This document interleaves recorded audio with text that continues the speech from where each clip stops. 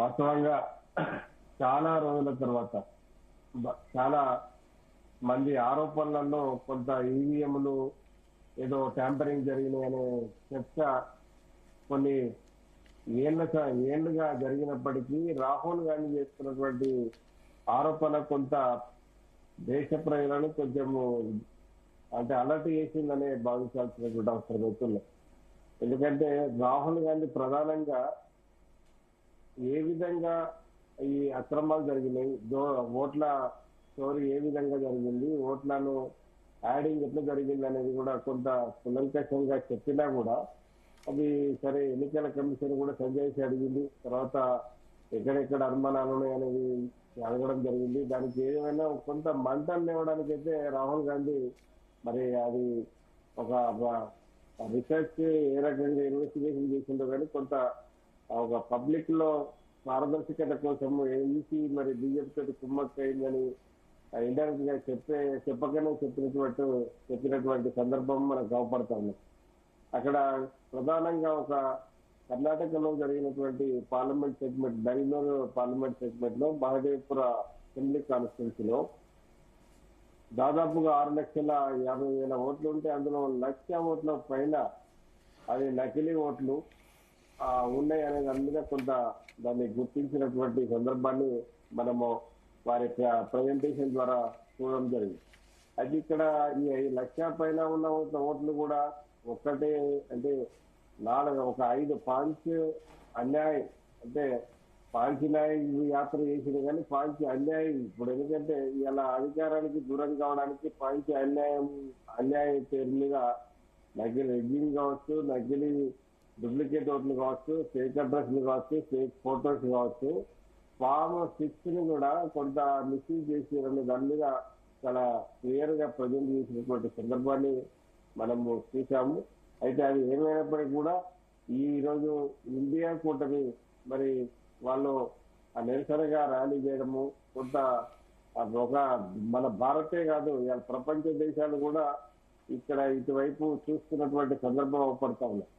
అయితే ఏదేమైనా కూడా ఈ రోజు కొంత ఈ రాహుల్ గాంధీ లేవనెత్తిన దానికి మరి ఈసీ కూడా సమాధానం చెప్పాల్సినటువంటి అవసరం అవుతున్నది. కానీ రాజకీయ పార్టీలో ఎక్కడ గెలిచినా కూడా ఇటువంటి అంటే ఈవీఎం లో ఎప్పుడు కూడా నిందలు వేయలేదు, ఓడిపోతే మాత్రం ఇలాంటి నిందలు వేస్తున్నారని చాలా ఆరోపణలు వస్తున్నాయి కదా. అయితే అది ఒక రాహుల్ గాంధీకి పరిమితం కాలేదు, బీజేపీ కూడా గతంలో ఆరోపణలు చేసినటువంటి సందర్భం ఉన్నది. ఇప్పుడు గద్దాకి ఎందుకండి ఆంధ్రప్రదేశ్ కు చెందినటువంటి ఎంపీ గారు జీవీఎల్ నరసింహారావు గారు మనకు spokes person, BJP spokes person democracy at risk అనే ఒక పుస్తకం రాయడం జరిగింది. ఆ పుస్తకంలో ఈవీఎం ట్యాంపరింగ్ తర్వాత ఇక్కడ రిగ్గింగ్ అని రకరకాల ఇష్యూస్ తీసుకొచ్చి పెట్టినటువంటి సందర్భం.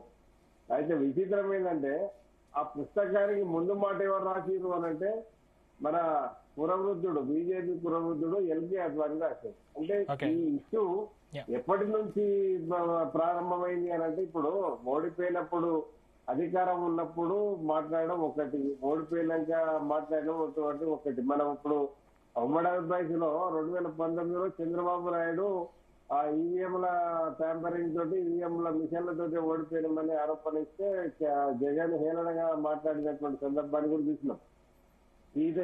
అదే 2024 కాడికి వచ్చేసరికి మళ్ళా జగన్ ఈ మిషన్లతో పోయినాం అనేది అన్ని చెప్పిండు. ఇక్కడ ఇది చంద్రబాబు నాయుడు మాత్రం చాలా బ్రహ్మాండ ప్రజాస్వామ్యం మంచిగా కాపాడిరు, ఓట్లు వ్యవస్థ అనే దాని మీద కొంత చెప్పుకుంటా. అంటే ఇప్పుడు ఏవైతే రాజకీయ నాయకులకి ఎట్లయిపోయిందంటే ఈ ఓడిపోయినప్పుడు ఒక మాట ఉంటుంది, గెలిచినప్పుడు ఒక మాట ఉంటున్నది. అది ఏది ఏమైనప్పుడు ఈవీఎంల మీద మోపినటువంటి నెపము అనేది ఒకటి. ఎవరు కొంత దాన్ని ఈసీ కూడా చాలా సందర్భాలలో ఆధారాలు చూపెట్టమని చెప్పి బహిరంగంగా అడిగినటువంటి సందర్భం ఉన్నాయి. అది కొంత ఈ సమాధానాలు కూడా దొరకలేదు. ఇప్పుడు మనం ఆరోపణ చేసినంత ఈజీగా దొరకలేదు. కానీ అలా రాహుల్ గాంధీ లేవనెత్తినటువంటి అంశాలు ఇలా మహారాష్ట్ర ఎన్నికల విషయంలో, మహారాష్ట్రలో మరి పార్లమెంట్ సెగ్మెంట్ లో ఉన్నటువంటి ఓట్లకు, పార్లమెంట్ ఎన్నికల్లో ఉన్నటువంటి ఓట్లకు, ఇక్కడ అసెంబ్లీకి ఉన్నటువంటి ఓట్లకు ఎంత తేడా ఉన్నదనేది క్లియర్ గా చూపెట్టడం జరిగింది.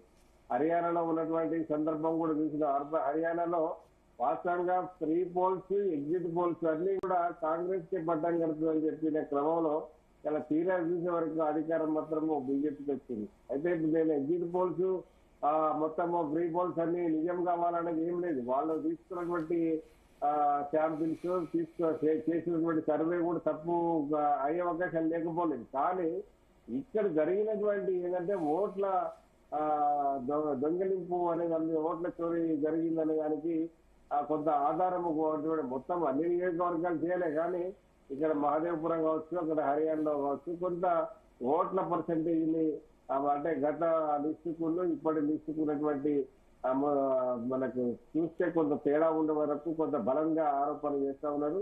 ఇదన్నిటికంటే మన మహారాష్ట్రలో దాదాపుగా ఇప్పుడు వాస్తవంగా అదే అంత సీట్ చేయడము, వీళ్ళందరూ ఓడిపోవడము కూటమి అనేది కూడా కొంత అనుమానాలకు కూడా తావిచ్చినటువంటి సందర్భం ఉన్నది. అది కాకుండా మనకు మేజర్ గా ఉమ్మడి ఆంధ్రప్రదేశ్లో చూసినాం 21 జనసేన గెలిచినటువంటి జనసేన జగన్ చాలాసార్లు ఆరోపణలు చేసిరు. కానీ ఇక్కడ మనము ఏదంటే ఇప్పుడు ట్యాంపరింగ్ ఈవీఎం మిషన్స్ అనేది కొంత ట్యాంపరింగ్ జరిగే అవకాశాలు ఉంటాయి మల్లేశ్వర్ గారు నిజంగానే.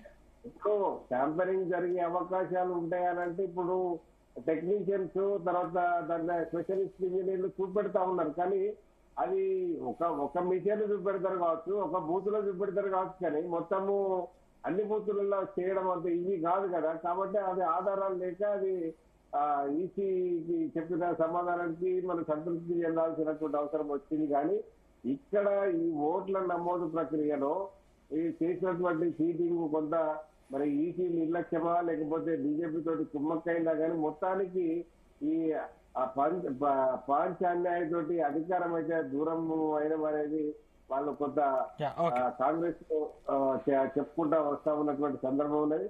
మీరు ప్రధానంగా మనము జీవీఎల్ నరసింహారావుది డెమోక్రసీ రిస్క్ అనే పుస్తకంలో ఈ రుచట మనము అంటే వాళ్ళ అధికారంలో లేనప్పుడు రాసినటువంటి సందర్భం ఎట్లా ఉన్నదనేది మనం చూడాలి. అంటే అధికారం లేకపోతే ఒకటి ఉన్నది ఒకటి అనేది ప్రతి పార్టీకి మామూలు అవుతుంది. కానీ ఇప్పుడు రాహుల్ గాంధీ లేవనెత్తిన అంశాలు ఇవి ప్రజాస్వామ్యవాదులు అందరూ కూడా కొంత ఆలోచించే పరిస్థితి వచ్చింది. వాళ్ళు దేశమంతా ఆలోచిస్తున్నారు. ఇప్పుడు రాహుల్ గాంధీ మహదేవపుర కాన్స్టిట్యున్సీని మహారాష్ట్ర ఎన్నికల నీకు తీరును తర్వాత హర్యానాలో జరిగినప్పుడు తీరును ఇవన్నీ ఇప్పుడు ఆఖరికి జగన్ కు రాహుల్ కూడా ఇప్పుడు ఈ ఇష్యూ చేయబట్టి జగన్ రాహుల్ కూడా అదే ఇష్యూని పట్టుకొని వాళ్ళు మాట్లాడుతున్నటువంటి సందర్భం కూడా అవపడతా ఉంది.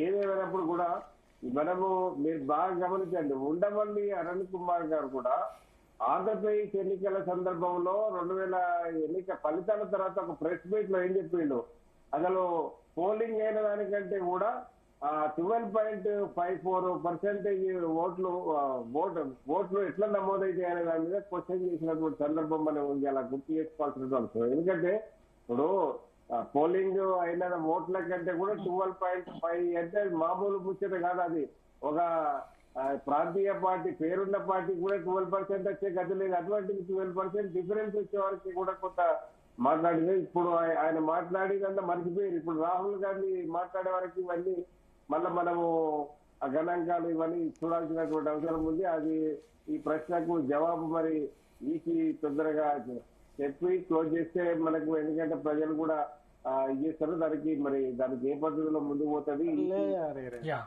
ఈ అపరిణాలు ఏ రకంగా వస్తుంది అనేది కూడా చూడాల్సినది అవసరం. రవికుమార్ గారు, అంటే ఎక్కడ ఎలక్షన్లు జరిగినా బీజేపీ దొంగ ఓట్లతో గెలుస్తుంది అనేది